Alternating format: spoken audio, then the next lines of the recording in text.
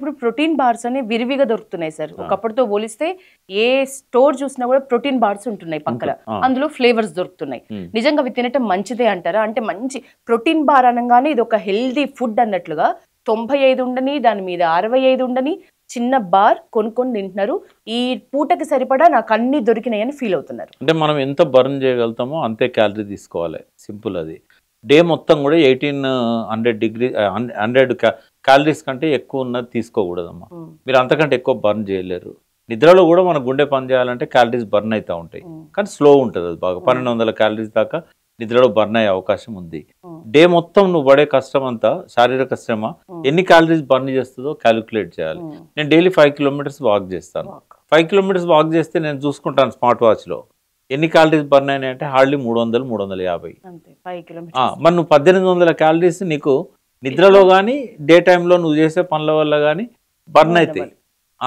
ఇంకా మరి ఒకసారి బఫేలోకి పోతే ఆ మటన్ చికెన్ మనం వేసుకుంటాం కదా, ఆ ఒక్కసారి వేసుకునేదే 1800 క్యాలరీస్ ఉంటుంది.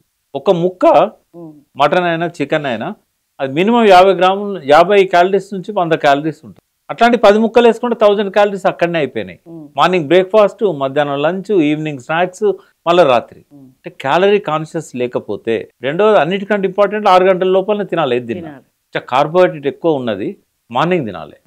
నువ్వు బ్రేక్ఫాస్ట్లో ఎంత ఫ్యాట్ తిను, ఎంత కార్బోహైడ్రేట్ తిను, రాత్రి 10 గంటల వరకు బర్న్ అవుతుంది.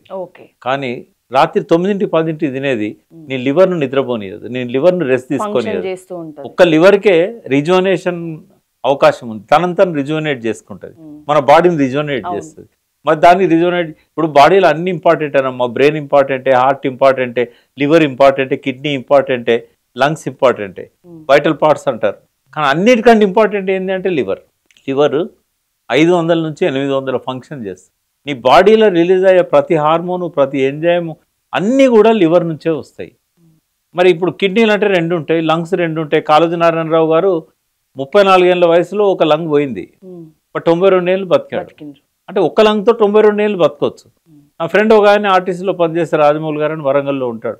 ఇప్పుడు 20 ఏళ్ళ కింద ఒక కిడ్నీ తీసేశారు, ఇప్పటికి కూడా హెల్తీగా ఉన్నాడు ఆయన, ఉన్న కిడ్నీని కాపాడుకుంటున్నాడు. కానీ ఉన్న లివర్ పోతే ఎట్లమ్మా? Fatty liver. చాలా మంది ఏమనుకుంటారు, అప్పో లిక్కర్ తాగితేనే ఫ్యాటీ లివర్ వస్తుందని. కానీ లిక్కర్ తాగితే ఫ్యాటీ లివర్ వచ్చేటోళ్ళు 20%. దేనివల్ల ఫ్యాటీ లివర్ వస్తుంది? మీరు అన్న మైదా, అన్నము, కార్బోహైడ్రేట్ ఎక్కువ తినడం, వాటితో ఫ్యాట్స్ ఎక్కువ తినడం, వాటితో ఫ్యాటీ లివర్. 70-80% ఇలా ఫ్యాటీ లివర్ కేసులలో నాన్ ఆల్కహాలిక్ ఫ్యాటీ లివర్స్. హైదరాబాద్లో ఒక అమ్మాయి రాత్రిపూట డ్రైవ్ చేసుకుంటూ పోతున్నది, పోలీసులు ఎప్పటిలాగానే ఆపి అది పెట్టారు. పెడితే ఆమె ఆల్కహాల్ తీసుకున్నట్టుగా వచ్చింది, సౌండ్ అట్లా వచ్చింది. రాగానే ఆమె ఏమన్నదంటే, నా జీవితంలో నేను ఎప్పుడు ఆల్కహాల్ తీసుకోలేదు, కావాలంటే హాస్పిటల్కి వెళ్ళి టెస్ట్ చేయించండి. సో నమ్మిన్లు హాస్పిటల్ తీసుకెళ్లారు, నాన్ ఆల్కహాలిక్ ఆమె. కానీ ఏమైందంటే మనం తిన్న కార్బోహైడ్రేట్ అంతా కూడా హైడ్రోక్లోరిక్ యాసిడ్ గా మారి ఆల్కహాల్ గా మారుతుంది. రైస్ ఫర్మెంటేషన్, రైస్ తో కూడా ఆల్కహాల్ తీయవచ్చు కదా. బయట కెమికల్స్ తోని రైస్ నుంచి ఆల్కహాల్ తీస్తారు ఫెర్మెంట్ చేసి. కడుపులో కూడా ఇది అదే ప్రాసెస్.